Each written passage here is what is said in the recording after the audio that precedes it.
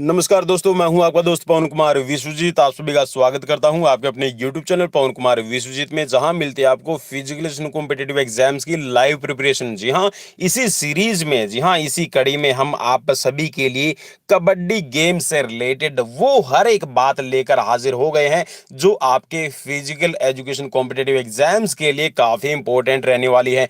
और जी हां, आज की लाइव सीरीज रहेगी 367 नंबर, और इस 367 नंबर लाइव सीरीज में आपको वो मटेरियल मिलने वाला है, वो सभी बातें आप जानेंगे जो आपके एग्जाम्स में बार बार पूछी जाती हैं। और अगर आप चैनल पर पहली बार विजिट कर रहे हैं तो जी हाँ, विजिट करने के बाद अगर आपका मूड बने सब्सक्राइब करने का तभी सब्सक्राइब कीजिएगा, अदरवाइज सब्सक्राइब करने की कोई जरूरत नहीं है भाई। और आपको किसी भी तरह का कोई भी ज्वाइन बटन है या फिर कोई भी पेड कोर्सेज हमारी तरफ से नहीं दिया जा रहा है। ये सभी क्लासेस आपके लिए free of cost YouTube channel पर बनी हुई है, और 800 से भी ज्यादा वीडियोस आपके कॉम्पिटिटिव एग्जाम्स की तैयारी के लिए हमने अपलोड कर दी है। तो आप जाकर, जी हाँ, सिर्फ करना यह है कि वीडियो सर्च करनी है या फिर चैनल का नाम आप सर्च कर लीजिए और आपके सामने सब मटेरियल है, चैनल की प्लेलिस्ट है, वो सब हाजिर हो जाएगा। तो चलिए आज की वीडियो की शुरुआत करते हैं, और आज यहाँ पर हम करते हैं यहाँ पर कबड्डी।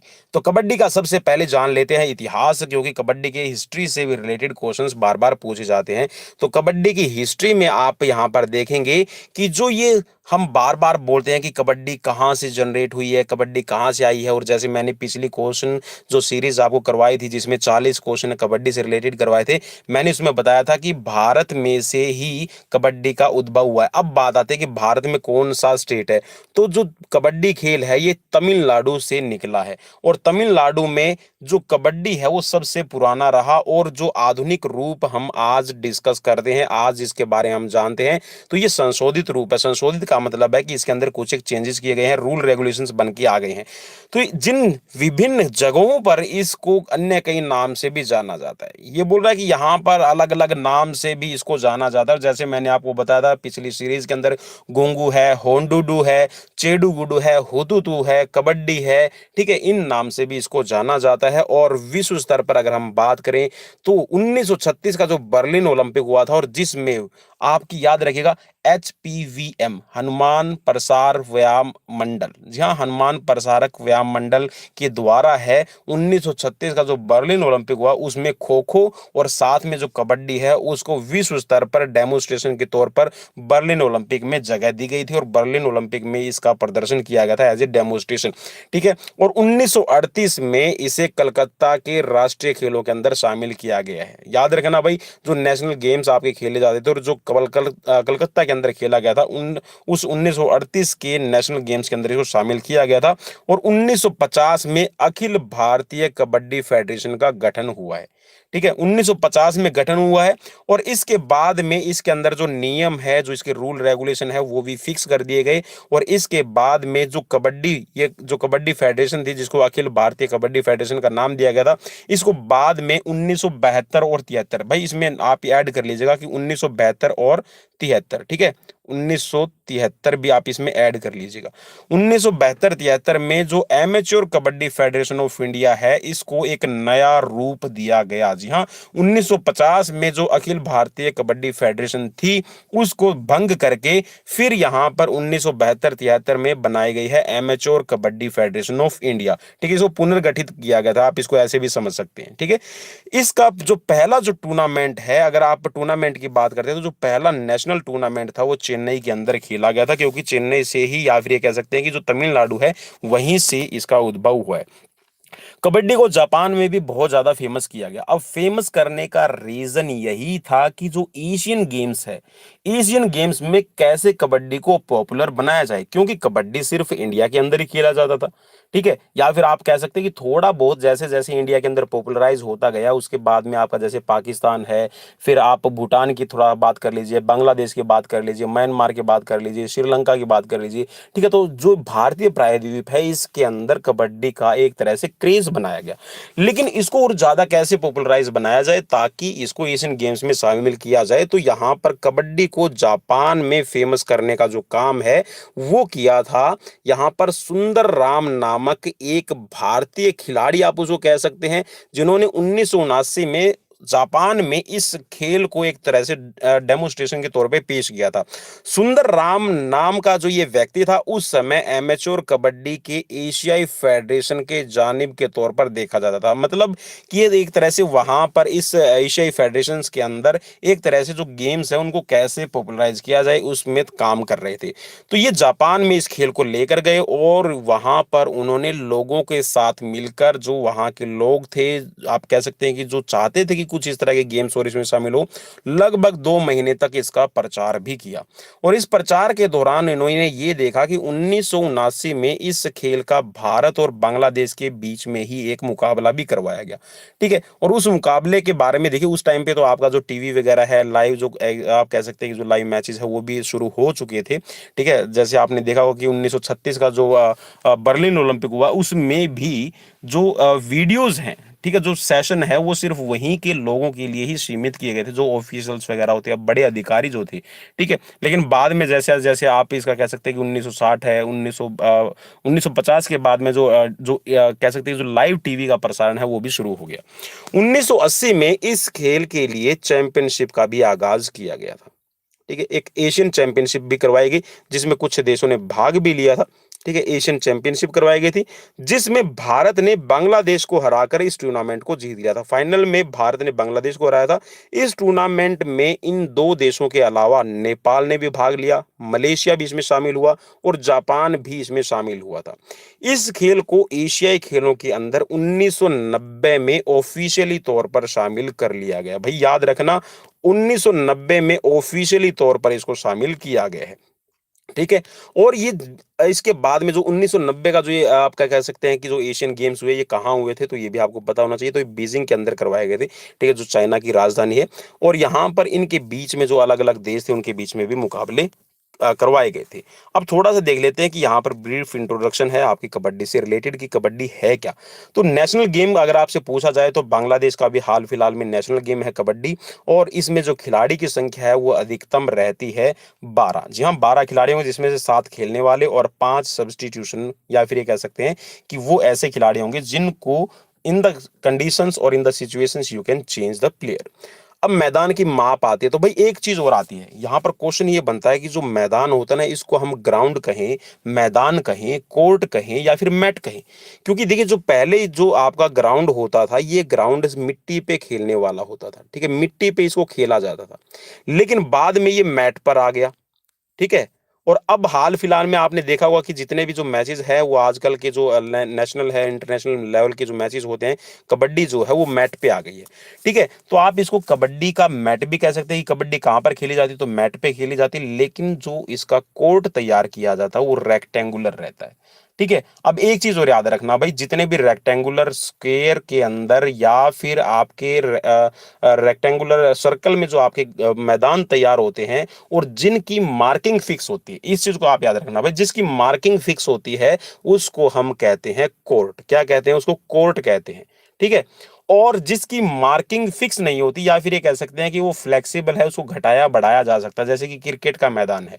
ठीक है, क्रिकेट का ग्राउंड होता है जिसकी मार्किंग को आप थोड़ा सा बढ़ा सकते हैं। ठीक है, बाउंड्रीज को, ठीक है, बाउंड्रीज है, आप उसको छोटी बड़ी कर सकते हैं। लेकिन अगर आपसे ये भी पूछ लिया जाए कि क्रिकेट खेली कहाँ जाती है, तो आप बताना कि क्रिकेट है वो पिच पर खेली जाती है। ठीक है, हॉकी की भी फील्ड होती है। फील्ड वाला जो एरिया कहा जाता है, फील्ड का मतलब होता है कि जो ग्रासी रहेगा। ठीक है, जिसके अंदर आर्टिफिशियल आपका नहीं रहेगा। लेकिन अब जो कह सकते हैं कि जो हॉकी है वो भी एस्ट्रोटर्फ पे आ गया, जो आर्टिफिशियल ग्रास होती है उस पे आपका यूज होने लगा। तो हॉकी का एरिया है, फुटबॉल का एरिया है, हम उसको फील्ड के नाम से जानते हैं। लेकिन जो कबड्डी खेली जाती है वो कोर्ट में खेली जाती है। ठीक है, कबड्डी का कोर्ट बना होता है, या फिर आप उसको मैट पे भी कह सकते हैं। पुरुषों के लिए जो मैदान की मार्किंग होगी वो 13 मीटर की लेंथ होगी और 10 मीटर की विड्थ रहेगी। इसके साथ में विमेंस के लिए जो मार्किंग की जाएगी वो 12 मीटर विड्थ लेंथ और 8 मीटर की विड्थ रहेगी। खेल की समय सीमा अगर आपसे पूछ लिया जाए तो पुरुषों के लिए 40 मिनट मींस 20-20 मिनट का मैच खेला जाता है। ठीक है, 20 मिनट का मैच खेला जाएगा, फिर उसके बाद में 5 मिनट का इंटरवल रहेगा और फिर 20 मिनट का मैच खेला जाएगा। ठीक है, वैसे ही विमेंस के लिए 30 मिनट का रहता है, जिसमें आपके 15 मिनट का मैच चलेगा, फिर 5 मिनट का रेस्ट हो जाएगा और फिर आपका 15 मिनट का एक और हाफ खेला जाएगा। रेड की बात कर लें तो देखिए, जो रेड डाली जाती है वो एक रेड है आपकी 30 सेकंड की रहेगी। ठीक है, और आपने देखा भी होगा जब हम कबड्डी कबड्डी बोलते हैं, ठीक है, और पहले तो देखिए जब पता नहीं होता था बच्चे खेलते थे या फिर आज भी बच्चे खेलते हैं और वो लगातार कबड्डी कबड्डी बोलते हैं। ठीक है, और वो फिर बच्चा आपस में बोलता है कि सर इसने तो सांस तोड़ दिया है अपना, ठीक है, ये तो कबड्डी कबड्डी नहीं बोल रहा था। ठीक है, कबड्डी कबड्डी बोलना जरूरी है, बिकॉज ये आपका एक तरह से कैंट इसको कहा जाता है, चैंट या फिर कैंट के नाम से इसको पुकारा जाता है, कि जो आप लगातार प्रोनाउंस करते हैं और 30 सेकंड की रेड रहेगी। और जो कबड्डी कबड्डी हम बोलते हैं वो इतना लाउड और क्लियर होना चाहिए कि जो आपके रेफरी रहते हैं मैट पर उनको सुनाई देना चाहिए, और आप अपना मुंह भी हाइड नहीं कर सकते। ठीक है, मुंह को अगर आप छिपाएंगे, हाइड करेंगे, या फिर अपनी जीभ बाहर निकाल लेते हैं, या फिर अपना हाथ से कवर करते हैं, या फिर कपड़े से कवर करते हैं, तो वो आपका ये माना जाता है कि आपने जो कैंट वर्ड बोल रहे थे या फिर जो चैंट वर्ड आप बोल रहे हैं उसका उच्चारण आपका प्रॉपर नहीं है। ठीक है, तो वहां पर आपको फिर पेनल्टी भी दी जाती है, मीन्स आपको कोई कुछ ना कुछ कह सकते हैं कि जुर्माना है, हर्जाना भरना पड़ सकता है। हर्जाने का मतलब ये है कि आपको रेड रेड आपकी आउट कर दी जाती है। ठीक है, या फिर जो आपका रेड है उसको आउट कर दिया जाता है। अब बात आती है कि भारत में इसकी कब से शुरुआत है। 1915 और 1920 के अंदर ये तमिलनाडु से इसका कह सकते हैं कि उद्भव हुआ है, और तमिलनाडु के अंदर ये काफी फेमस रहा। इसको किस नाम से जाना जाता है, तो मैंने जैसे पिछली वीडियो में बताया था आपको, अगर आपने नहीं देखे तो उस 40 क्वेश्चंस को जरूर देखना, क्योंकि वहां से भी आपको बहुत सारा मटेरियल मिल जाएगा। इसको होतु तुतु है, होंडू डूडू है, ठीक है, और इसके साथ में चेडू गुडू है, ठीक है, गोंगू भी नाम इसका लिया जाता है। ठीक है, और कबड्डी तो भाई आप कह सकते हैं कि जो आपका नॉर्थ इंडिया है उसके अंदर तो इसको बहुत ज्यादा कबड्डी के नाम से ही जाना जाता है। ठीक है, और कबड्डी के कुछ टाइप भी हैं, इसके बारे में भी हम बात करेंगे क्योंकि आगे वीडियो में सब कुछ आ जाएगा। अब इसके बाद में आते हैं कि इसका पहला विश्व कप कब खेला गया, तो 2004 के अंदर पहला विश्व कप खेला गया है। वजन की अगर हम बात कर लेते हैं तो वजन जो सीनियर रहेंगे मेंस के अंदर 85 केजी कैटेगरी रहती है, विमेंस के लिए रहेगी सीनियर के अंदर 75 केजी की, जूनियर मेंस के लिए जो वेट कैटेगरी है वो 70 केजी रहती है, और जूनियर गर्ल्स के लिए रहती है आपकी 65 केजी की कैटेगरी। अब फिर बात आती है कि अंडर 17 आपने देखा होगा, अंडर 19 के जो आपके स्कूली लेवल पर और अंडर 14 की जो टीम्स होती है उनके लिए भी अलग अलग एज आपकी एज के अकॉर्डिंग, ठीक है, एज के अकॉर्डिंग है वेट कैटेगरी बनाई जाती है। अब टाइम ब्रेक की बात आती है कि टाइम कितना मिलता है, जो इंटरवल टाइम होता है वो 5 मिनट का रहेगा। ठीक है, और 20-20 मिनट के है मेंस के लिए और 15-15 मिनट के वीमेंस के लिए मैच चलते हैं। ठीक है, महिलाओं का जो विश्व कप है पहली बार कबड्डी का वो 2012 में खेला गया है, और कबड्डी फेडरेशन की अगर आपसे स्थापना पूछ ली जाए तो 1950 के अंदर बनी है। ठीक है, कल वाले में मैंने बताया था कि भाई 1950 में, 1952 में, 1951 में इनमें कंफ्यूजन रहता है, तो उस कंफ्यूजन को अब आप यहाँ पे दूर कर लीजिए कि 1950 में कबड्डी फेडरेशन ऑफ इंडिया की स्थापना हुई है। ठीक है, इसको amateur kabaddi federation of India कहा जाता है। पहले कहीं पे ऑल इंडिया कबड्डी फेडरेशन है, एमेच्योर कबड्डी फेडरेशन, इसको ऐसे कहा जाता था, लेकिन इसका पूरा नाम है amateur kabaddi federation of India. ठीक है, आपने भाई डाउट्स आज सभी दूर करके जाना यहाँ से। कबड्डी प्रो लीग की जो शुरुआत हुई है, अब जो प्रो लीग कबड्डी आज आप देखते हैं, और जहां पर जैसे क्रिकेट का बहुत ज्यादा क्रेज है, ठीक है, आईपीएल शुरू हो चुका है अभी भी। ठीक है, तो आईपीएल को जैसे इंपॉर्टेंस दी जाती है, तो अब इंडिया के अंदर ठीक वैसे ही रेसलिंग की भी आपकी प्रो रेसलिंग होने लगी है। ठीक है, प्रो हॉकी आपके एचसीएल के कह सकते हैं कि मैच होने लगे हैं। ठीक है, बैडमिंटन के भी लीग खेले जाने लगे हैं, और ठीक ऐसे ही आपका जो प्रो कबड्डी है वो भी शुरू हो गया है, और ये 26 जुलाई 2014 से लगातार, ठीक है, हर साल खेले जाते हैं। ठीक है, चलिए अब थोड़ा बात कर लेते हैं कि यहाँ पर इसकी खेल की मुख्य विशेषता क्या रहेगी, फीचर क्या है। ये बोल रहा है कि जो ये खेल है ना दो दलों के बीच में खेला जाता है, मींस दो टीम से इसके अंदर पार्टिसिपेट करती हैं, और इसमें एक दल आक्रामक और दूसरा दल है परिरक्षक के रूप में शामिल होता है। मींस यहाँ पर एक रेडर के रूप में रहेगा और एक कैचर के रूप में रहेगा। ठीक है, दोनों ही आपस में भूमिका निभाते हैं बारी बारी से। ठीक है, अब ये बोल रहा है कि आक्रामक दल से एक एक करके खिलाड़ी है परिरक्षक के क्षेत्र में जाते जाएंगे। ठीक है, और परिरक्षक को हराने के लिए आते हैं, परिरक्षकों द्वारा इस एक के बाद एक आते हुए परिरक्षकों को पकड़ना होता है, और इस खेल का विस्तृत वर्णन है, अभी वो हम यहाँ पर देख लेते हैं।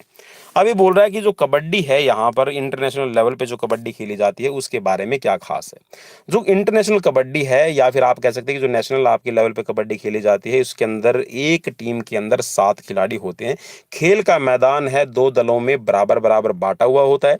पुरुषों द्वारा खेले जाने वाले कबड्डी में मैदान का क्षेत्रफल है वो 10x13 का रहेगा, मींस 10 मीटर की चौड़ाई रहेगी और 13 मीटर की लेंथ रहेगी। वहीं विमेंस के लिए जो इस कबड्डी की मार्किंग होती है वो 8x12 की रहेगी, मींस 8 मीटर की चौड़ाई और 12 मीटर की लंबाई रहती है। दोनों दलों में 3 अतिरिक्त खिलाड़ी मौजूद होते हैं। ठीक है, 3 अतिरिक्त खिलाड़ी का मतलब भाई भाई यहाँ पे आप इसमें 5 कर लीजिएगा। ठीक है, 5 खिलाड़ी रहते हैं और ये खेल 2 हाफ के अंदर है। ठीक है, 20-20 मिनट का चलता है मेंस के लिए, और विमेंस के लिए मैं बता चुका हूँ आपको 15-15 मिनट का रहता है, जिसके बीच 5 खिलाड़ियों को 5 मिनट का हाफ टाइम भी दिया जाता है। इंटरवल टाइम मिलेगा इसमें 5 मिनट का। ठीक है, और 5 मिनट का इंटरवल टाइम के बाद में यहाँ पर वो खिलाड़ी क्या करेंगे, अपना जो कोर्ट है उसको चेंज कर लेते हैं। तो थोड़े से बेसिक रूल है वो आपके लिए जानना जरूरी रहेंगे। चलिए अब आगे इसको थोड़ा सा मैं पूरा मार्क कर देता हूँ ताकि आपको बार बार मार्क ना करना पड़े। अब ये बोला कि इस खेल को खेलते हुए आक्रामक दल की तरफ से एक खिलाड़ी परिरक्षक दल के अंदर कोर्ट में कबड्डी कबड्डी कहते हुए जाएगा। अब देखिए यहाँ पे इस चीज को ध्यान में रखना, कबड्डी कबड्डी कहते हुए जाएगा। इस दौरान जाने वाले खिलाड़ी को 1 पॉइंट अर्जित करने के लिए एक सांस में कबड्डी कबड्डी कहते हुए परिरक्षक दल के कोर्ट में जाकर उस दल के एक या एक से अधिक खिलाड़ियों को छूकर जल्द से जल्द अपने कोर्ट में वापस आना होता है। यदि बिना सांस छोड़े खिलाड़ी विरोधी दल के एक या एक से अधिक खिलाड़ी को छूकर अपने कोर्ट में पहुंच जाता है तो उस दल को 1 पॉइंट दिया जाता है। ठीक है, तो भाई थोड़ा सा इन्हें सर्कल कबड्डी के बारे में भी थोड़ा सा यहाँ पर कंफ्यूजन रहता है। देखिए सर्कल कबड्डी के अंदर भी एक खिलाड़ी को ये एक बार आप टच करेंगे तभी 1 पॉइंट मिलता है। ठीक है, और यहाँ पर जितने खिलाड़ियों को आप छू लेंगे, ठीक है, जितने भी खिलाड़ियों को आप छुएंगे उतने ही आपके पॉइंट्स बनते हैं। और अगर मैदान पर खिलाड़ी मींस जो आपके कह सकते हैं कि जो कैचर साइड है, ठीक है, जो डिफेंड कर रही है, अगर उसमें 7 या फिर 6 खिलाड़ी हो तो बोनस पॉइंट भी ऑन रहता है। ठीक है, तो ये बातें आपके लिए बेसिक है, सभी को पता रहती है। अब यहाँ पे जो सांस वाली बात आ रही है कि एक सांस का मतलब ये होता है कि नॉर्मली कंडीशंस में हम ये मानते हैं कि 30 सेकंड तक आप अपना सांस रोक सकते हैं या फिर अपनी सांस को आप बरकरार रख सकते हैं। तो इसीलिए 30 सेकंड का टाइम रहता है भाई। और इसमें ऐसा कुछ भी नहीं है कि कबड्डी कबड्डी, देखिए आप है ना कबड्डी कबड्डी लगातार तो वैसे भी नहीं बोल पाएंगे। ठीक है, तो इसमें आप कबड्डी कबड्डी कबड्डी तो ऐसे तो बोल सकते हैं क्योंकि बीच में आपको सांस लेना भी जरूरी रहता है। मीन्स तो 30 सेकंड का टाइम दिया गया, उसमें आपको कबड्डी को प्रोनाउंस करना रहता है। ठीक है, इस चीज को आप याद रखना। ठीक है, और जो कबड्डी कबड्डी लगातार बोलते हैं उसको या फिर आप उसको कैंट कह सकते हैं या फिर चैंट कह सकते हैं। ठीक है, चलिए मैं बता देता हूँ कैसे लिखा जाता है। ठीक है, इसको चैंट ऐसे कहा जाता है।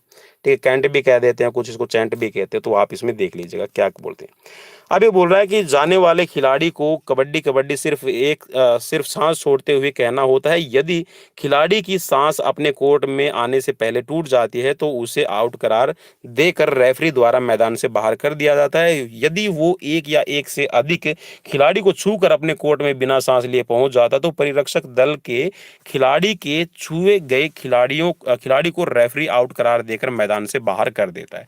मींस जो कैच करने वाले रेडर को जो पकड़ने वाले खिलाड़ी हैं, अगर वो खिलाड़ी, ठीक है, रेडर है, उन खिलाड़ियों को छू लेता है तो वो मैदान से बाहर चले जाएंगे। ठीक है, और यहाँ पर जो आक्रामक दल है या फिर ये कह सकते हैं जिस तरफ से रेड डाली गई है उस टीम को पॉइंट दिया जाएगा। इस दौरान परिरक्षक दल के खिलाड़ी मैदान के बीचों बीच खींची गई रेखा को पार नहीं कर सकते हैं। इसके साथ ही एक और रेखा खींची रहती है जिसे अपने कोर्ट में लौटते समय यदि आक्रामक दल का खिलाड़ी छू भी लेता है तो इसके बाद सांस लेने लगता है तो उसे आउट नहीं किया जाएगा। मीन्स वो आप ये कह सकते हैं कि जो रेडर है रेड डालता है और वो खिलाड़ियों को छू लेता है तो उसको जो सेंटर लाइन होती है, ठीक है, उसको टच करना जरूरी रहेगा। आप उसको टच लाइन भी कह सकते हैं। आउट हुए खिलाड़ी अस्थायी रूप से मैदान से बाहर चले जाते हैं और जो बताओ उस सीटिंग ब्लॉक के अंदर है वो सीक्वेंस के अंदर बैठेंगे। ठीक है, जैसे जैसे आउट हो जाएंगे उसी सीक्वेंस के अंदर बैठते जाते हैं। अपने विरोधी टीम के खिलाड़ी को मैदान बाहर भेज देने पर पॉइंट अर्जन होता है। यदि विरोधी दल पूरी तरह से मैदान से बाहर हो जाता है तो सामने वाले दल को 2-2 अतिरिक्त पॉइंट बोनस के रूप में मिलते हैं। और इस जो 2 पॉइंट्स दिए गए हैं उसको क्या कहा जाता है, इस चीज को भी आप याद रख लीजिएगा, इसको लोना कहा जाता है। क्या, जो 2 पॉइंट्स आपको अतिरिक्त दिए जाते हैं। खेल के अंत में जिस दल का स्कोर है हाई रहेगा, मीन्स जिसका सबसे ज्यादा स्कोर होगा वह टीम का विजेता रहेगा। ठीक है, अगर आपको कहीं पे इसका एक तरह से प्रस्ताव भी लिखना है, ठीक है, ऐसे टाइप में भी अगर किसी बच्चे को लिखना है तो भी यहाँ से आप अपना मटेरियल है ले सकते हैं। इस खेल में होने वाले मैच खिलाड़ी की उम्र और उसके वजन के अनुसार विभाजित किए जाते हैं। इस खेल के दौरान खिलाड़ियों के अतिरिक्त मैदान में 6 औपचारिक सदस्य भी मौजूद रहते हैं।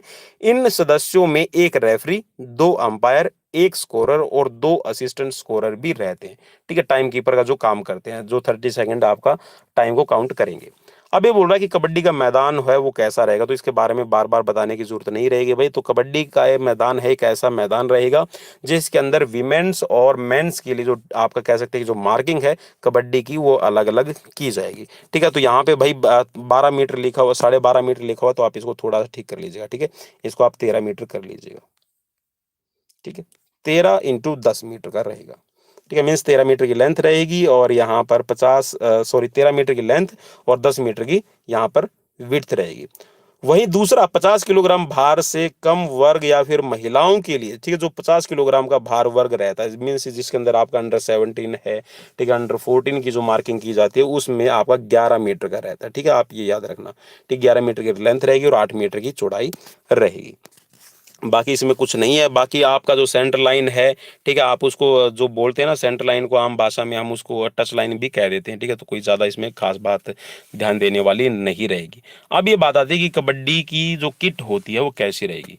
तो कबड्डी की किट में खिलाड़ियों को अलग अलग, जो कह सकते हैं कि दो टीमें जब खेल रही हैं तो अलग अलग रंग की आपके पास में ड्रेस रहती है। ठीक है, उसमें टी शर्ट है और शॉर्ट्स आपको दिए जाते हैं। ठीक है, एक आपका निक्कर टाइप में शॉर्ट्स रहेगी और एक टी शर्ट रहेगी। और साथ में जो अभी मैट पर जो जो मैट के ऊपर जो कबड्डी खेली जाती है तो उसमें शूज है वो भी इस्तेमाल किए जाते हैं। अदरवाइज जो मैदान होता है उसमें कबड्डी के जो शूज है वो नहीं पहने जाते हैं। और फर्स्ट एड किट हर किसी के पास होनी जरूरी है। और एक चीज और इसमें थोड़ा सा याद रखिए, यहाँ पे मैं लिखना भूल गया हूँ। ठीक है, ये यहाँ पे याद रखना कि जो कबड्डी की आपकी जो टी शर्ट होती है और जो शॉर्ट्स होती है ना, वो ट्रांसपेरेंट नहीं होनी चाहिए। ट्रांसपेरेंट का मतलब है कि अगर वो गीली हो जाए किसी भी कंडीशन में तो उसके अंदर से आपका जो शरीर है वो दिखाई नहीं देना चाहिए। अगर ऐसी सिचुएशन में अगर आपकी ट्रांसपेरेंट ड्रेस नहीं है, ठीक है, ट्रांसपेरेंट ड्रेस है तो आपको वो बदलनी पड़ेगी। ठीक है, ये चीज भी आपको याद रखनी चाहिए। नेक्स्ट इसके अंदर की कबड्डी में कितने खिलाड़ी होते हैं। तो कबड्डी के अंदर भाई टोटल है, टीम के अंदर है 12 खिलाड़ी होंगे। ठीक है, अभी बोल रहा है कि जितनी क्रिकेट की उसमें 12 खिलाड़ी होते हैं, तो ठीक वहीं पे क्रिकेट वाला तो भाई ये वैसे लिखा गया। ठीक है, आप इसको थोड़ा अवॉइड कीजिएगा। 12 खिलाड़ी रहेंगे। ठीक है, जिसमें से 7 खिलाड़ी आपके खेलने वाले रहेंगे और जो बाकी के हैं वो आपके यहाँ पे सब्स्टिट्यूशन खिलाड़ी के तौर पर रहते हैं। अब बात आती है कि कबड्डी के नियम क्या रहेंगे। तो थोड़ा सा कबड्डी के नियम है उनको भी आप यहाँ पर देख लीजिए। तो जो पहला नियम है वो ये है, यह एक हाईली कॉन्टैक्ट स्पोर्ट रहेगा। हाईली कॉन्टैक्ट का मतलब है कि इसके अंदर बहुत ज्यादा कॉन्टैक्ट होता है, बहुत ज्यादा इसके अंदर जब आप पॉइंट लेने के लिए जाते हैं तो स्ट्रगल जब शुरू होता है तो बहुत कह सकते हैं कि जो शरीर है आपस में टच होते हैं और हाईली कॉन्टैक्ट इसको इसीलिए कहा जाता है। इसमें किसी खिलाड़ी का मुख्य उद्देश्य अपने विरोधी दल के कोर्ट में जाकर उन्हें छू कर सफलतापूर्वक वापस आने में कोर्ट में आना होता है। इस दौरान जाने वाला खिलाड़ी कबड्डी कबड्डी कहते हुए जाता है। इसको कैंट कहा जाता है, इस चीज को भी याद रखना भाई। अब नेक्स्ट बोल रहा है कि जो प्रत्येक मैच है वो 40 मिनट का होता है। मेंस कैटेगरी के लिए बोल रहा हूं मैं। ठीक है, इस दौरान विरोधी टीम के कोर्ट में रेड करता है। रेड करने वाले खिलाड़ी को रेडर कहा जाता है। किसी खिलाड़ी द्वारा उसके विरोधी दल के कोर्ट में प्रवेश करते ही रेड शुरू हो जाती है। इस चीज को भी आप याद रखिएगा। रेडर को संभालने वाले विरोधी दल के खिलाड़ियों को डिफेंडर कहा जाता है। क्या कहा जाता है भाई? डिफेंडर कहा जाएगा। कैचर भी उसको कह देते हैं। ठीक है, इस चीज को आप याद रखिएगा। डिफेंडर के पास रेडर को आउट करने के मौके अवस्था अनुसार मिलते हैं। अवस्था अनुसार का मतलब है बहुत सारी अपॉर्चुनिटीज है, उसको मैदान से आउट भी कर सकते हैं। ठीक है, उसको वहीं पे रोक भी सकते हैं, पकड़ भी सकते हैं। ठीक है, तो ये सारे के सारे इनके पास में सिचुएशंस रहती हैं। और इसके बाद में क्या बोल रहा है कि किसी भी रेड का अधिकतम समय है वो 30 सेकेंड ही होगा। ठीक है, 30 सेकेंड अगर वो मैदान में रहता है, ठीक है, जो आपके अपोनेंट टीम है अगर रेडर है वो 30 सेकंड से ज्यादा रहता है तो रेडर आउट हो जाता है। रेड के दौरान रेडर को कबड्डी कबड्डी का रट्टा लगाना होता है। ठीक है, रट लगानी होगी तो जिसको कहा जाएगा चैंट। ठीक है, चैंट भी इसको कहा जाता है, कैंट भी इसको कहा जाता है। इस चीज को आप याद रखिएगा। रेडर द्वारा डिफेंडर के कोर्ट में एक बार प्रवेश कर जाने पर रेडर को दो तरह से पॉइंट अर्जित कर सकता है। तो इसमें एक तो रहता है आपका बोनस पॉइंट और दूसरा रहता है आपका इसमें टच पॉइंट। ठीक है, बोनस पॉइंट भी ले सकता है और टच पॉइंट भी इसमें आप ले सकते हैं। अब कबड्डी खेल के अंदर पॉइंट्स कौन कौन से है तो आप इसको देख लीजिएगा।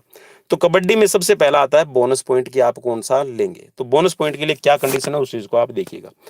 डिफेंडर के कोर्ट में 6 या 6 से अधिक खिलाड़ियों की मौजूदगी में यदि रेडर बोनस लाइन तक पहुंच जाता है और बोनस लाइन वो क्लियर कर लेता है, ठीक है, क्लियर कर जाएगा तो ही रेडर को एक बोनस पॉइंट दिया जाता है। अब दूसरा इसमें टच पॉइंट कौन सा होगा? रेडर द्वारा एक या एक से अधिक डिफेंडर खिलाड़ियों को छू कर सफलतापूर्वक अपने कोर्ट में वापस आने पर टच पॉइंट मिलते हैं। ये टच पॉइंट छुए गए डिफेंडर खिलाड़ियों की संख्या के बराबर में होते हैं। अगर एक खिलाड़ी को छुआ है तो 1 पॉइंट मिलेगा, अगर आपने 5 खिलाड़ियों को छू लिया तो 5 मिलेगा, अगर आपने सातों के साथ छू लिए हैं तो आपको 7 पॉइंट मिलेगा भाई। ठीक है, इसमें कोई दो राय नहीं रहेगी। ठीक है, जितने खिलाड़ियों को आप टच करेंगे उतने ही आपको पॉइंट दिए जाएंगे।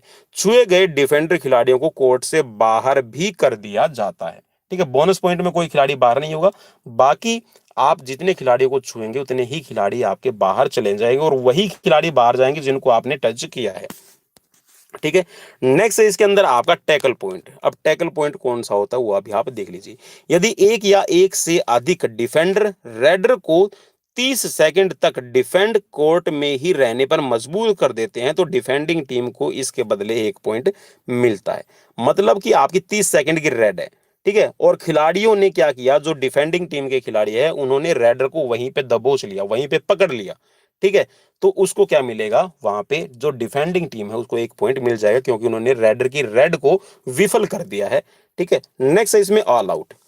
यदि किसी टीम के सभी खिलाड़ियों को उसकी विरोधी टीम पूरी तरह से आउट करके मैदान से बाहर भेजने में सफल हो जाती है तो इसके एवज में जीती हुई टीम को 2 अतिरिक्त पॉइंट दिए जाते हैं और इसको क्या कहा जाता है, लोना। ठीक है, मीन्स 2 पॉइंट ले लो, आपको 2 पॉइंट का लोना दिया गया है। अब नेक्स्ट है इसके अंदर एम्प्टी रेड क्या रहेगी। एम्प्टी रेड को भी जानना आपके लिए जरूरी हो जाएगा। बक लाइन को पार करने के बाद यदि रेडर बिना किसी डिफेंडर को छुए या बिना बोनस लाइन को छुए वापस आ जाता है तो इसको एम्प्टी रेड माना जाएगा। ठीक है, एम्प्टी रेड के दौरान किसी भी टीम को कोई भी पॉइंट नहीं मिलता है। नेक्स्ट है जो आजकल के आप परिवेश में देख रहे हैं, जो आजकल प्रो लीग चल पड़ी है, ठीक है, प्रो कबड्डी जो खेली जाती है, इसके अंदर डू और डाई वर्ड का बहुत ज्यादा यूज किया जाता है। और डू और डाई एक तरह से जो करो या मरो, ठीक है, एक नारा दिया गया था, किसने दिया था वो मुझे जरूर बताइएगा। ठीक है, अब ये बोला कि जो डू एंड डाई है वो एक रेड है और इसके अंदर क्या खास रहेगा वो आप पढ़िएगा। यदि किसी टीम द्वारा लगातार 2 एम्प्टी रेड मींस 2 रेड है खाली चली जाए, उसमें कोई भी पॉइंट अर्जित नहीं किया जाता तो जो तीसरी रेड जाएगी, ठीक है, उसको डू एंड डाई रेड कहा जाता है। इस रेड के दौरान टीम को आवश्यक तौर पर 1 पॉइंट या तो बोनस के रूप में या फिर टच पॉइंट के रूप में अर्जित करना जरूरी रहेगा। और अगर ऐसा टीम करने में विफल हो जाती है, ठीक है, या फिर वो नहीं छूती है तो उसको आप कह सकते हैं कि जो आपकी डिफेंडिंग टीम है उसको 1 पॉइंट मिल जाएगा। अब नेक्स्ट है इसके अंदर आपने सुना है एक सुपर रेड और होती है।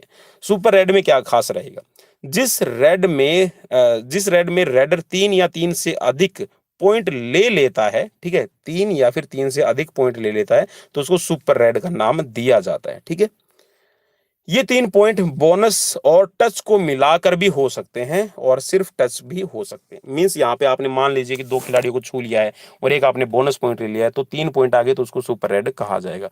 या फिर आपने 3 खिलाड़ियों को छुआ है, ठीक है, तो भी उसको सुपर रेड कहा जाएगा, या फिर 3 से अधिक पॉइंट आप ले आते हैं। अब नेक्स्ट आता है कि सुपर टैकल। बहुत ज्यादा सुपर टैकल भाई ये बहुत ज्यादा सुनने में मिलता है, ठीक है, क्योंकि प्रो कबड्डी के अंदर सुपर टच है, ठीक है, सुपर टैकल है, ठीक है, तो इस तरह के वर्ड्स है वो बहुत ज्यादा यूज किया जाता है। डू एंड डाई भी आपका चलता है। यदि डिफेंडर टीम में खिलाड़ियों की संख्या 3, डिफेंडिंग मींस जो पकड़ने वाले खिलाड़ी हैं, जो कैचर खिलाड़ी हैं, अगर यहां पर 3 या फिर 3 से कम हो, ठीक है, तो उस कंडीशन में जो किसी भी रेडर को संभालने या फिर आउट करने में सफल हो जाती है तो उसको सुपर टैकल कहा जाता है। मींस जो रेडर आपके पाले में आया है और आप 2 खिलाड़ी हैं, 3 खिलाड़ी हैं, तो उसको सुपर टैकल कहा जाता है। सुपर टैकल के लिए डिफेंडर टीम को एक अतिरिक्त पॉइंट दिया जाता है। ठीक है, मींस एक आपने खिलाड़ी को रोक भी लिया और एक अलग से पॉइंट आपको मिलेगा। इस पॉइंट का इस्तेमाल आउट हुए खिलाड़ी के पुनर्जीवन के लिए नहीं किया जाएगा। पुनर्जीवन का मतलब है कि उसको दोबारा से आप खड़ा नहीं कर सकते हैं। ठीक है, बाकी आपको बोनस पॉइंट मिल जाएगा क्योंकि आपने सुपर टैकल किया है। अब थोड़े से यहाँ पर जो इंटरनेशनल लेवल पर जो आपके कबड्डी के नियम बनाए गए हैं थोड़ा सा उनको हम देखेंगे। चलिए, तो यहाँ पर पहला है कि जो कबड्डी का आपका होगा ग्रुप स्टेज के दौरान अगर कोई टीम अपने विरोधी टीम को 7 पॉइंट से अधिक के मार्जिन से मार्जिन से अगर आप हरा देते हैं तो जीतने वाली टीम को 5 लीग पॉइंट मिलते हैं। ठीक है, 7 पॉइंट के अगर मार्जिन से आप हराते हैं, जबकि हारने वाली टीम को पॉइंट है वो 0 मिलेगा। यदि विजेता टीम की जीत का मार्जिन 7 या फिर 7 से कम पॉइंट का हो तो जीतने वाली टीम को 5 पॉइंट का और हारने वाली टीम को 1 पॉइंट का फायदा मिलता है। ठीक है, ये आप कह सकते हैं जो आपके अभी जो प्रो कबड्डी के आपके कह सकते हैं जो नियम बने हुए उन्हीं के अनुसार मैं आपको बता रहा हूँ। किसी टीम के टाई हो जाने पर, सॉरी, किसी मैच के टाई हो जाने पर दोनों टीमों को 3-3 पॉइंट दिए जाते हैं। ठीक है, ग्रुप मैच के टाई होने के बाद कौन सी टीम सेमीफाइनल में जाएगी इसका निर्णय एक तरह के डिफरेंशियल स्कोर पर निर्धारित होता है, कि मींस किसने अपनी परफॉर्मेंस कैसे दी है। ठीक है, उन्हीं का आप एक आकलन किया जाता है। ठीक है, उसका डेटा एनालिसिस किया जाएगा और तभी अगली टीम को फाइनल में भेजा जाता है। किसी टीम के लिए ये स्कोर उसके द्वारा कुल अर्जित पॉइंट या फिर कुल स्वीकार्य पॉइंट के अंतर से पता चलता है। अधिकतम डिफरेंशियल स्कोर पाने वाली टीम सेमीफाइनल में प्रवेश कर जाती है। यदि डिफरेंशियल स्कोर में दो टीमों का स्कोर बराबर आ जाता है तो ऐसे हालात में टीमों का कुल स्कोर देखा जाता है। अधिकतम पॉइंट अर्जित करने वाली टीम को भेजा जाएगा आगे सेमीफाइनल में। ठीक है, अब ये बोला कि कबड्डी में अतिरिक्त समय का रूल क्या रहेगा। अब ये बोल रहा है कि यह नियम विश्व कप में फाइनल और सेमीफाइनल मैच के दौरान मौजूद रहता है। फाइनल और सेमीफाइनल के दौरान यदि 40 मिनट के मैच में जो आपको मैच खेला जाता है 40 मिनट का, अगर उसमें मैच टाई हो जाता है तो खेल के लिए अतिरिक्त समय बढ़ाया जाता है। अब अतिरिक्त समय कितना रहेगा वो आप यहाँ पे देख सकते हैं। किसी सेमीफाइनल या फाइनल मैच के लिए जो टाई हो जाने पर 7 मिनट का जो एक्स्ट्रा टाइम है वो दिया जाता है मैच खेलने के लिए, और यह समय 2 भागों में 1-1 मिनट के ब्रेक के साथ बांटा जाता है। प्रत्येक भाग 3 मिनट का रहेगा, मीन्स 3-3 मिनट के आपके इसमें चलेंगे मैचेस।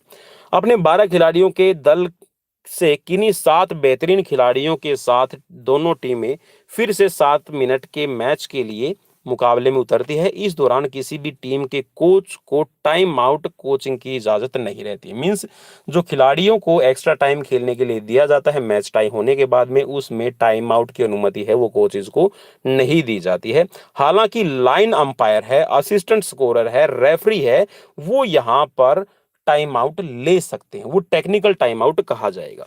ठीक है, अतिरिक्त समय के दौरान सिर्फ एक खिलाड़ी के प्रतिस्थापन की आज्ञा दी जाती है।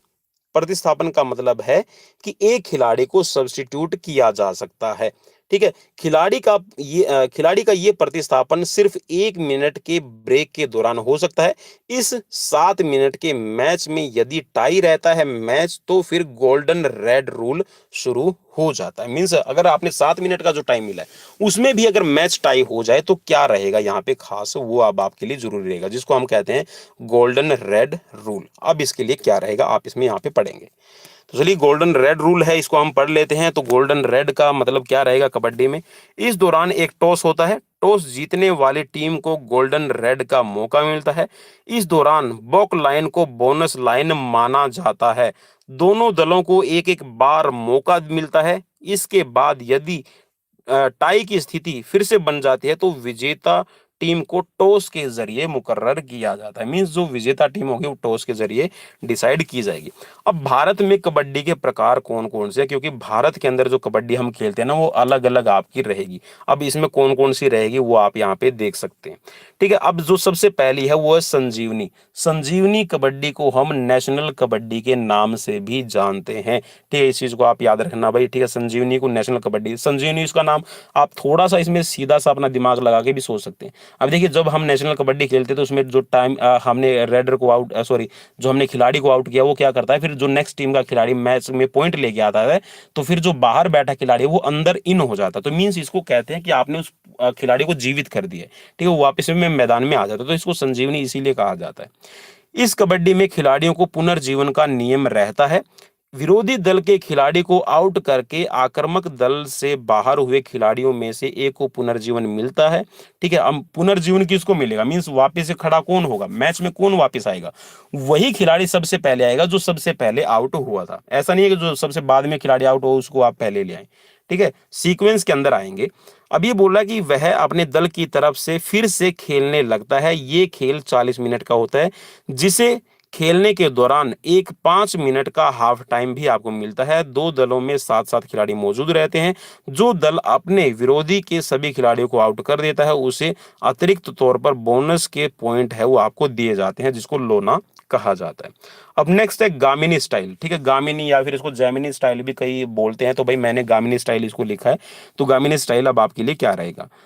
कबड्डी के इस प्रारूप में भी दोनों दलों के अंदर 7-7 खिलाड़ी मौजूद रहते हैं। खेल के इस प्रारूप में खिलाड़ियों को पुनर्जीवन नहीं मिलता है। ठीक है, मींस इसके अंदर अगर आप गामिनी तरीके से आप कबड्डी खेल रहे हैं, गामिनी का मतलब है संस्कृत के अंदर गामिनी का मतलब होता है गया। ठीक है, तो मींस वो खिलाड़ी जो आउट हो गया वो वापस से टीम के अंदर नहीं आएगा।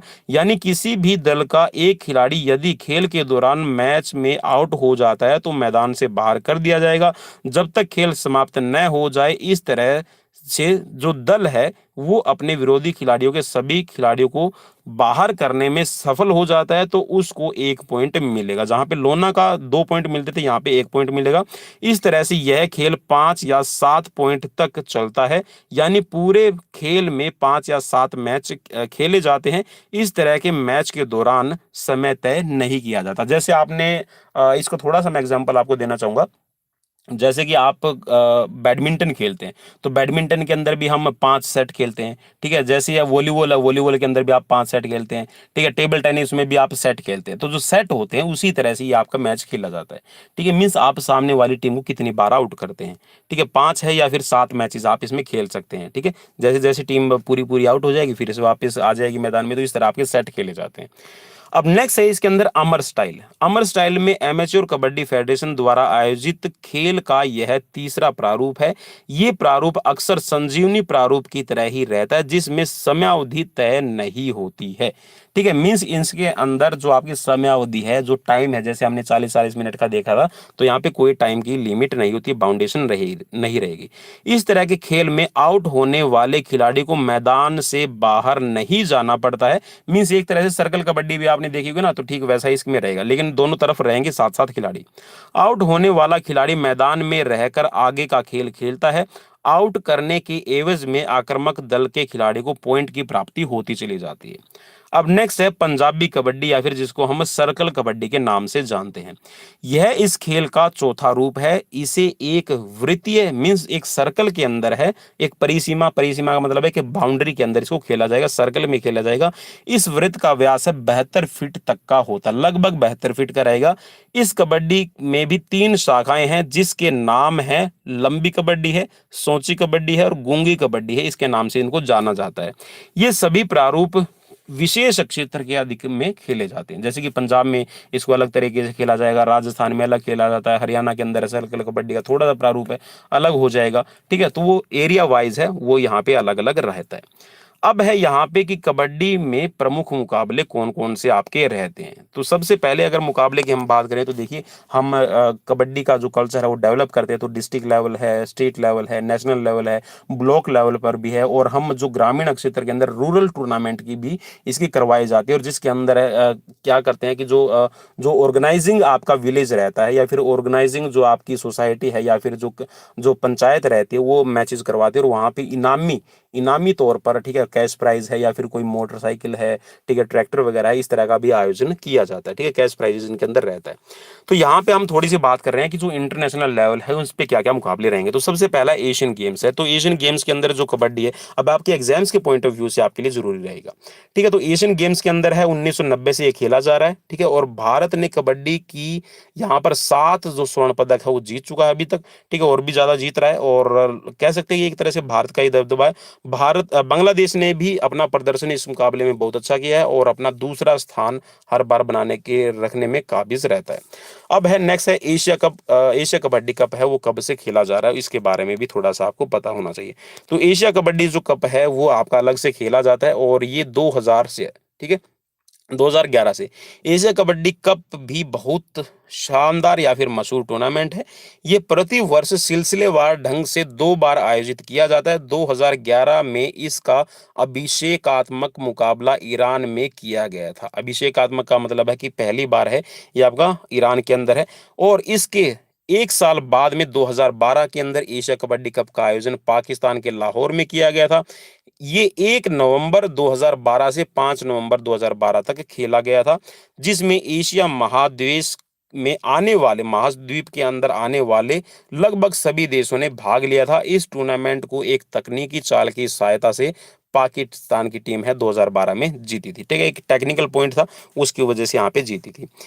अब है नेक्स्ट है इसमें कबड्डी विश्व कप है, ये कब से खेला जा रहा है? तो कबड्डी विश्व कप है, ये भी काफी फेमस है और 2004 से इसकी लगातार कह सकते हैं कि मैचेस हो रहे हैं और हर 3 साल बाद में इसका आयोजन किया जाता है। ठीक है, तो 2007 में भी इसको खेला गया है, 2010 में भी खेला गया है और अब 2010 के बाद है इसे प्रतिवर्ष खेला जाने लगा है। भारत विश्व कप के सभी टूर्नामेंट को जीतता आ रहा है। सन 2016 में विश्व कप का आयोजन है गुजरात के अहमदाबाद में किया गया था। इस टूर्नामेंट में 12 देशों ने भाग लिया था। इस टूर्नामेंट को भी भारतीय टीम के अनूप कुमार की कप्तानी में जीता था। ठीक है, 2016 का।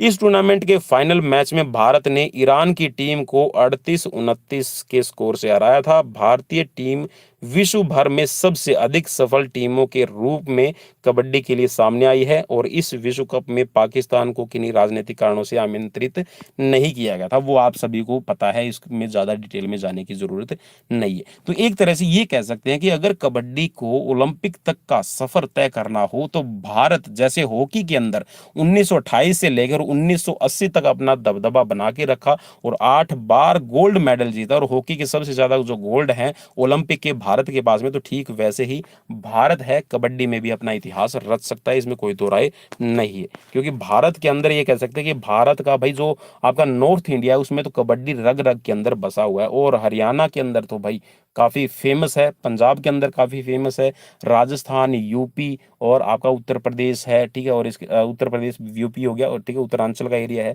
ठीक है आपका हिमाचल का एरिया है, यहाँ पर तो कबड्डी बहुत ज्यादा खेली जाती है। अब है यहाँ पर विमेंस कबड्डी। विमेंस कबड्डी का भी जो विश्व कप है वो भी यहाँ पर काफी फेमस रहा है और विश्व स्तर के जो टूर्नामेंट है और भारत में पटना राज्य बिहार के पटना राजधानी के अंदर 2012 में इसका आयोजन किया गया था।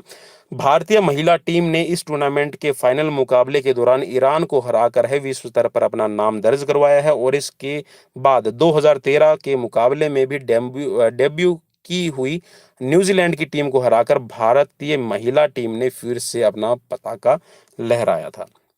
अब बात आती है प्रो लीग कबड्डी की। भाई जो प्रो कबड्डी लीग है अब वो काफ़ी फेमस हो गया है और कह सकते हैं कि जो भारतीय खिलाड़ी हैं कबड्डी के और जो दूसरे देशों के खिलाड़ी हैं उनकी बोलियां लगती हैं।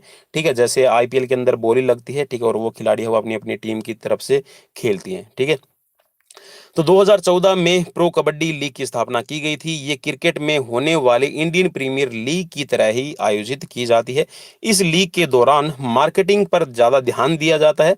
इसका सीधा प्रसारण स्टार स्पोर्ट्स और जो दूसरे चैनल हैं उन पे किया जाता है और भारतीय टेलीविज़न पर पीकेएल प्रो कबड्डी लीग बहुत ज़्यादा पसंद किया जाता है। और भाई जब प्रो लीग कबड्डी शुरू होता है तो जितने भी जो कबड्डी लवर हैं, खिलाड़ी हैं, कबड्डी प्रेमी हैं, वो सभी टीवी से चिपक के बैठ जाते हैं और लगभग 435 मिलियन दर्शकों द्वारा देखा गया है।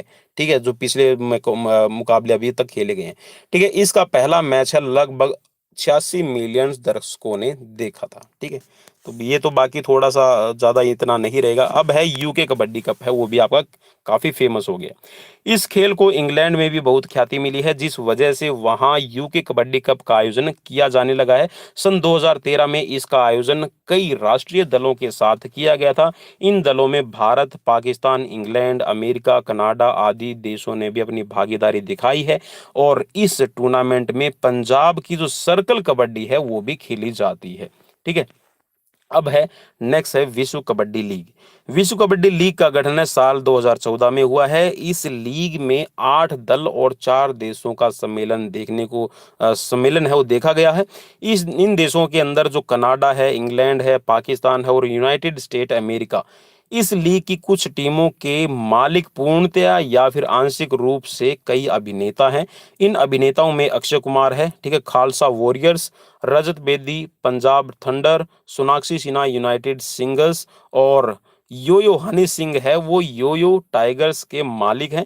इस लीग का अभिषेकात्मक जो सीजन है, मींस जो सबसे पहला जो सीजन खेला गया वो 2014 के अंदर अगस्त से दिसंबर के महीने के बीच में खेला गया था, और जिसमें टीम यूनाइटेड सिंगर्स जो कि इंग्लैंड के बर्मिंघम का अभिवेदन कर रही है वो जीती थी।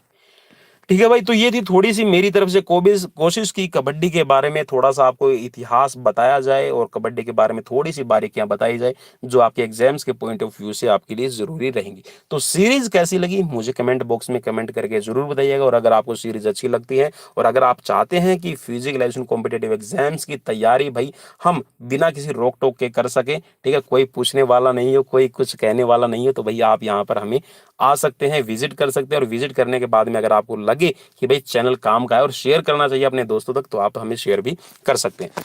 तो मुझे कमेंट बॉक्स में कमेंट करना बिल्कुल भी मत भूलिएगा। अपने दोस्त पवन कुमार विश्वजीत को दीजिए इजाजत, नेक्स्ट वीडियो में फिर मिलते हैं। Till then bye bye, take care.